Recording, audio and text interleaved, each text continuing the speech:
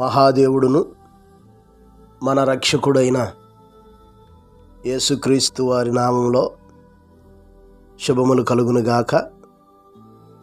నేటి వాక్య ధ్యానము యోహాను సువార్త 18వ అధ్యాయము 37-38 వచనాలు.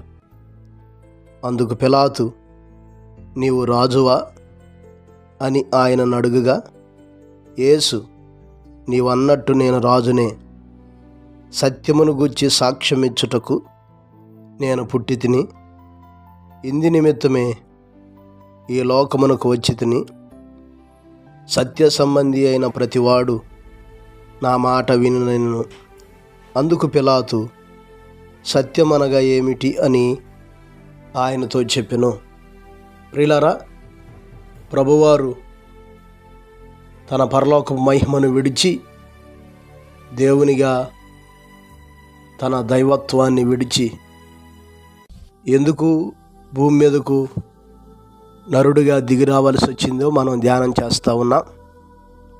ఈ చదవబడినటువంటి వాక్య భాగంలో కూడా ప్రభువారు పిలాతుకు వివరిస్తున్నటువంటి మాటను మనం చూడగలుగుతూ ఉన్నాం. మానవులు అసత్యముతో నింపబడి నీతి నెరుగక, దేవుని మాటలకు లోబడక, అంధకారమందు జీవించుచున్న పరిస్థితుల్లో ప్రతి ఒక్కరిని సత్యముతో నింపి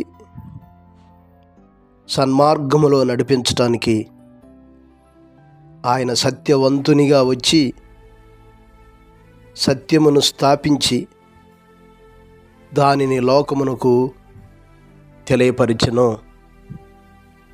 అందుకనే వాక్యంలో కూడా ఇలాగ రాయబడింది. 1 యోహాను పత్రిక 5వ అధ్యాయం 20వ వచనం మనం చదివితే, మనము సత్యవంతుడైన వారిని ఎరుగవలనని దేవుని కుమారుడు వచ్చి మనకు వివేకమును అనుగ్రహించి ఉన్నాడని ఎరుగుదుము. మనము దేవుని కుమారుడైన యేసుక్రీస్తు నందున్న వారమై సత్యవంతుని యందున్నాము. ఆయనే నిజమైన దేవుడును నిత్య జీవమునై ఉన్నాడు. ప్రియులారా, తానే సత్యవంతుడైన దేవుడని తన మాటల ద్వారా, తన బోధల ద్వారా, తాను చేసిన కార్యముల ద్వారా, తన జీవిత విధానం ద్వారా ప్రభువారు నిరూపించి మనకు వివేకమును, విడుదలను, స్వాతంత్ర్యమును అనుగ్రహించాడు.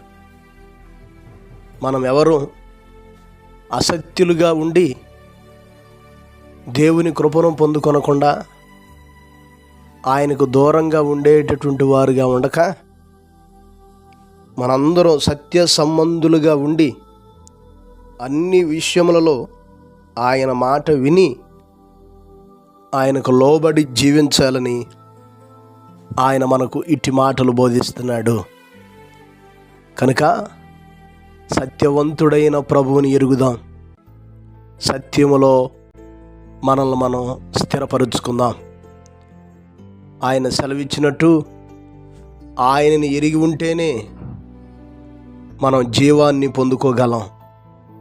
నేనే మార్గము, నేనే సత్యము, నేనే జీవము, నా ద్వారా తప్ప పరమునకు తండ్రి యొద్దకు ఎవరునూ చేరుకోలేరని సెలవిచ్చినట్టుగా మనము సత్యవంతుడైన ప్రభువులో స్థిరపరుచుకొని జీవాన్ని పొందుకొనగలిగేటటువంటి వారుగా మనల్ని మనం సిద్ధపరుచుకుందాం.